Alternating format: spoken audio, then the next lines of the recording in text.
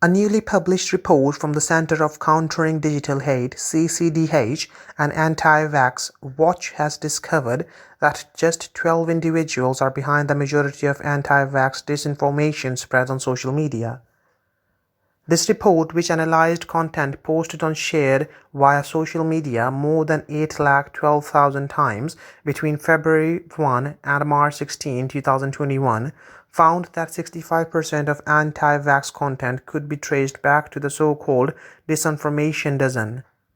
Furthermore, 73% of all anti-vax content posted or shared on Facebook over the past 2 months could be traced back to these 12 individuals. Most of the disinformation shared by the disinformation dozen remains on mainstream social media platforms even after repeated terms of service violations. According to this report, alternative medicine promoter Joseph Mercola, who was recently handed a Food and Drug Administration (FDA) warning in regards to his bogus coronavirus treatments, is the largest anti-vax influencer.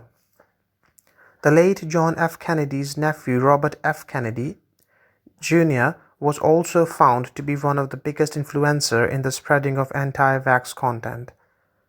Kennedy was recently banned from Instagram for being in violation of the platform's coronavirus vaccine misinformation policy. However, although there have been calls to deplatform him from the Twitter and Facebook, his accounts remain active on both sites. The other anti-vaxxers listed in the disinformation dozen include Ty and Charlene Bollinger, Sherry Tenpenny, Riza Islam, Rashid Butta, Erin Elizabeth, Saya G, Kelly Brogan, Christiane Northrup, Ben Taper, and Kevin Jenkins. Research carried out last year by CCDH found that platforms failed to act on 95% of coronavirus and vaccine-related misinformation that is reported to them, while CCDH's recent report Malgorithm found evidence that Instagram algorithm actively recommends similar misinformation. CCDH CEO Imran Ahmed said, Facebook, Google, and Twitter have put policies into place to prevent the spread of vaccine misinformation, yet to date, all have failed to satisfactorily enforce those policies. All have been particularly ineffective at removing harmful and dangerous misinformation about coronavirus vaccines, though the scale of misinformation on Facebook and thus the impact on their failure is larger.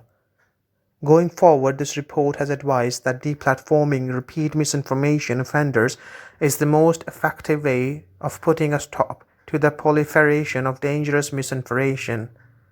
This deplatforming should also include organizations that are controlled or funded by these individuals, as well as any backup accounts established as a means of evading complete removal from sites.